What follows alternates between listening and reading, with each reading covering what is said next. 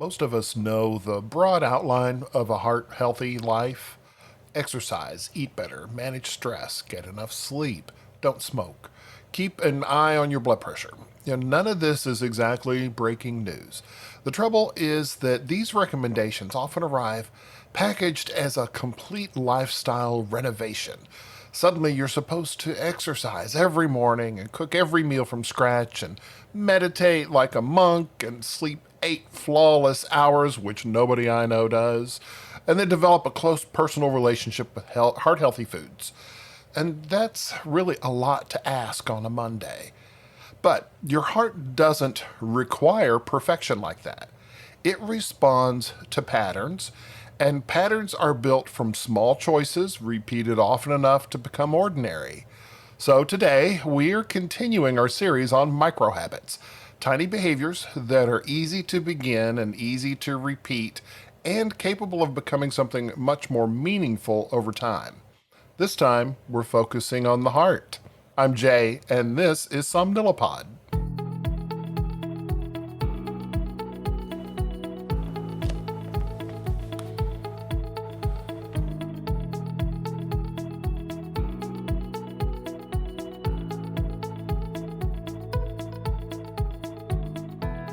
Hello, everybody. Welcome back.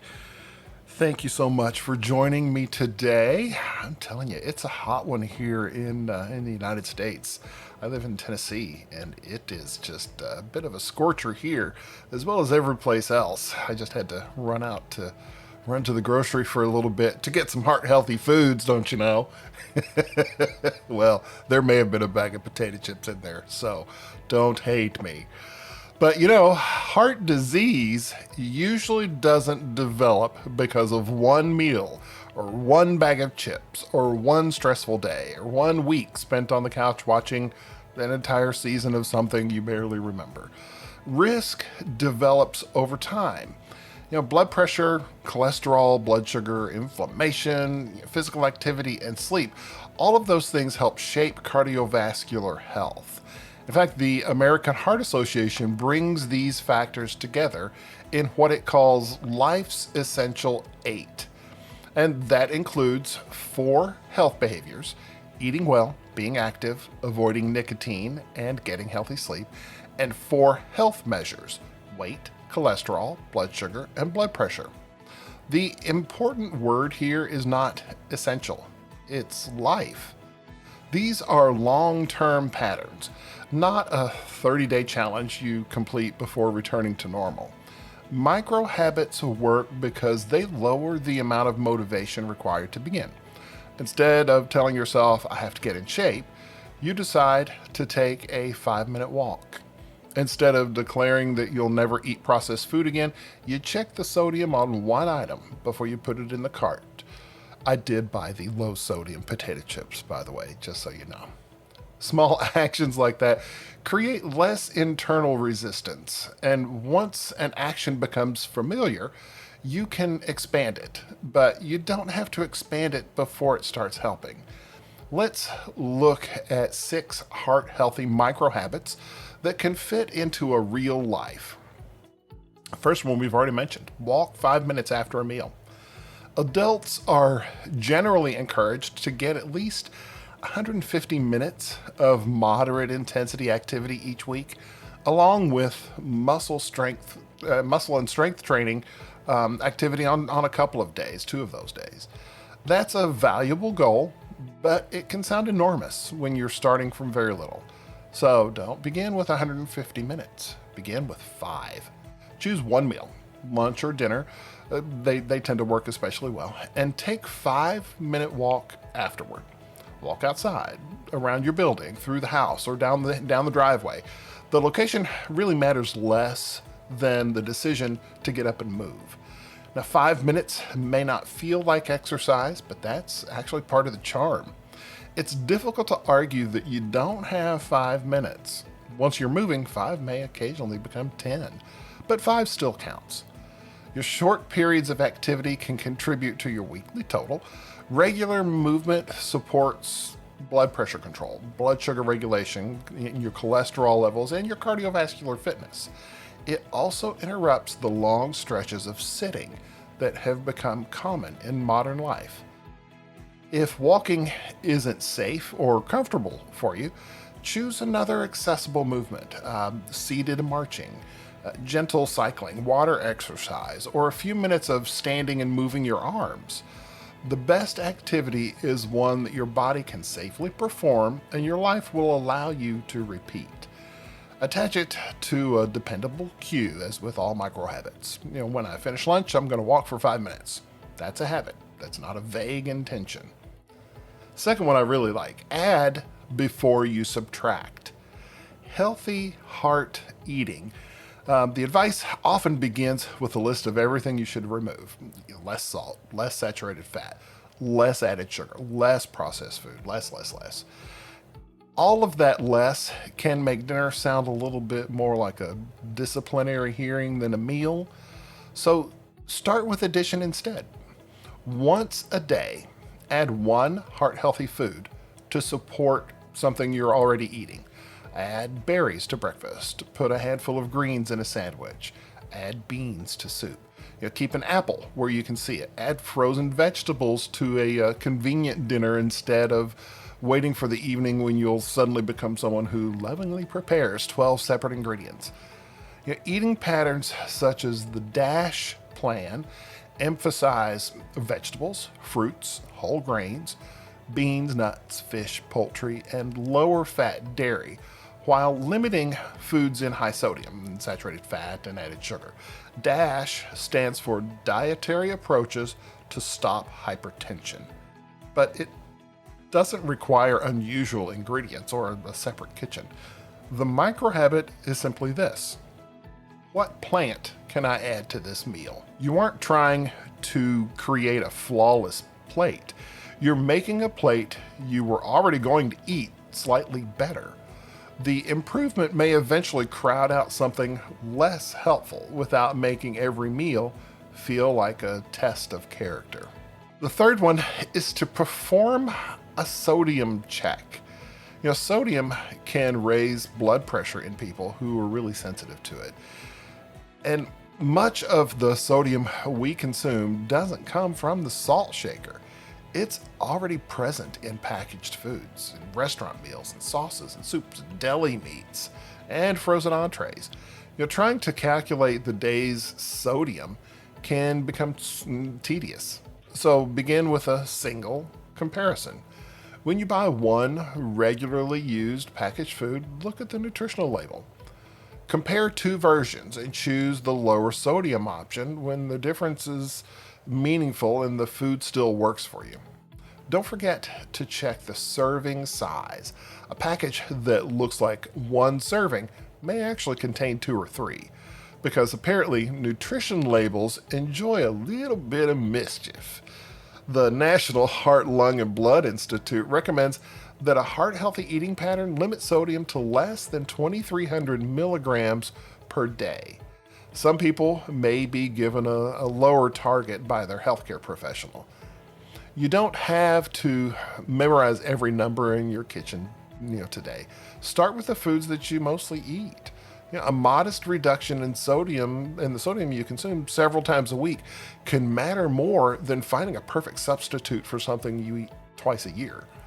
If you take medication or have kidney disease, heart failure, or another condition that affects sodium or potassium balance, follow your clinician's guidance rather than making major dietary changes on your own.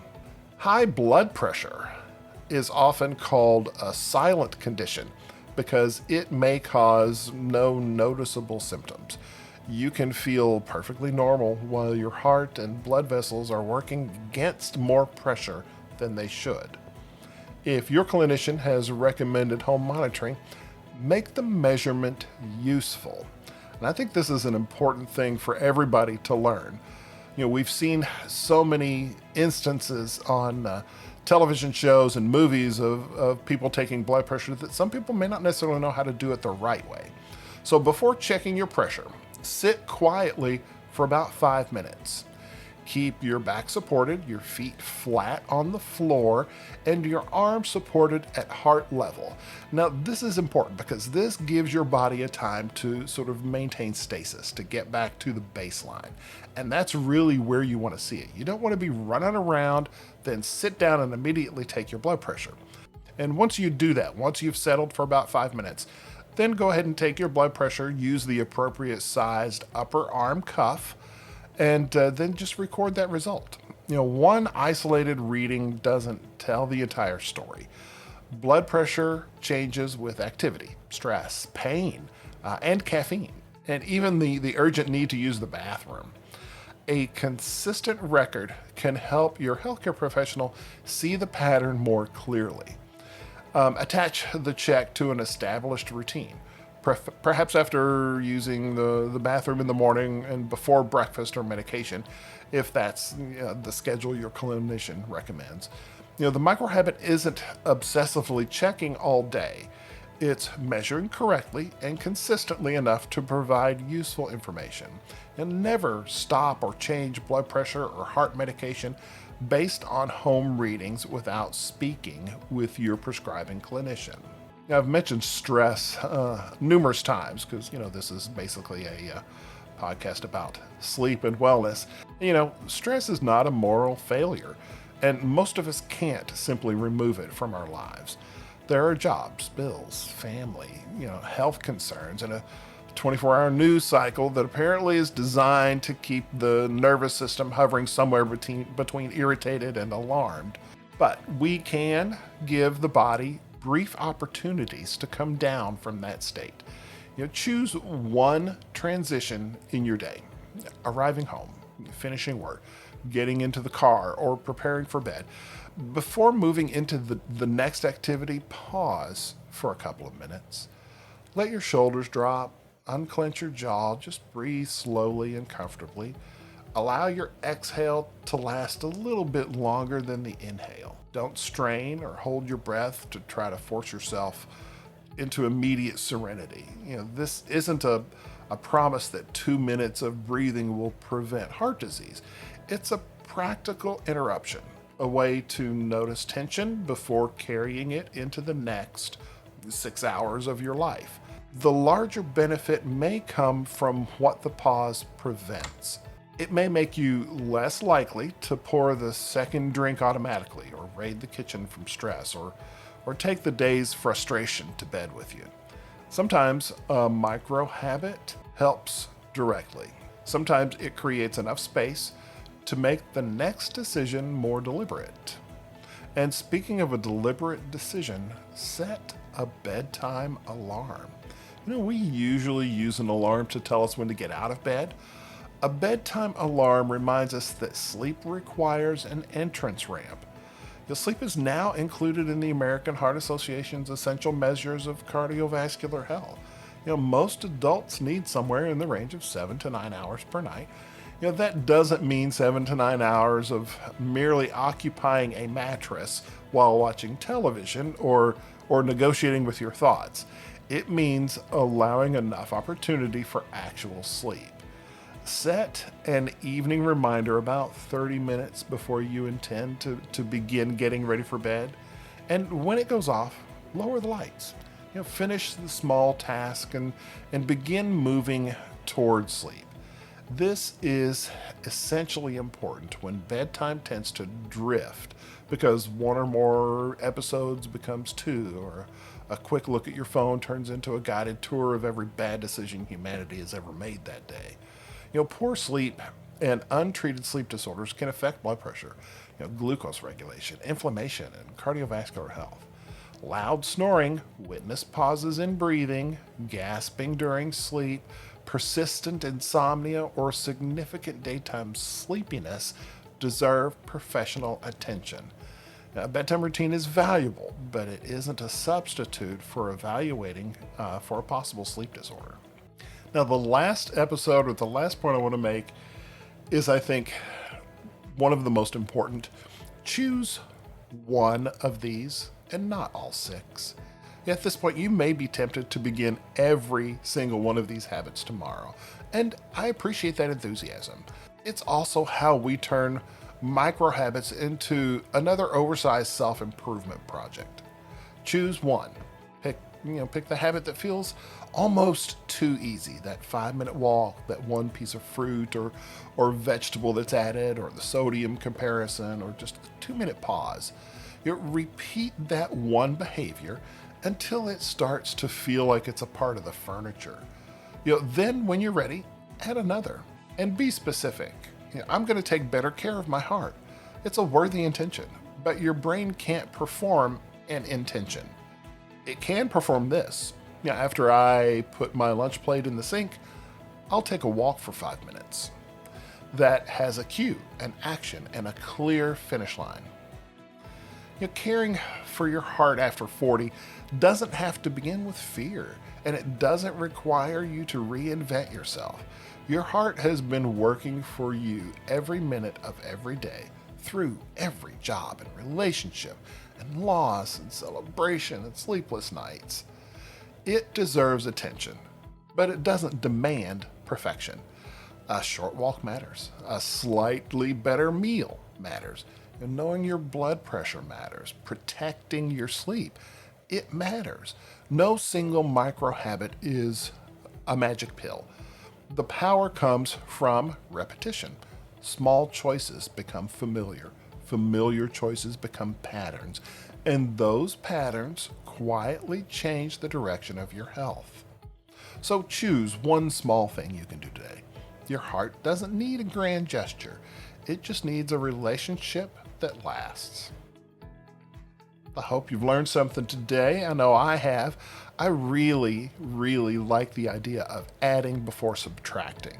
I found that to be an interesting process because, say you add an extra something to your plate, it's going to push something out that may not be as good for you. So that's something that I'm going to try to do after I eat that bag of low sodium chips, by the way. Sometimes you just have to make a choice like that.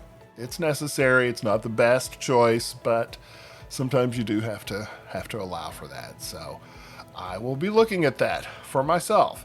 If you are doing some micro habits or making some changes like that for yourself, please let me know about them.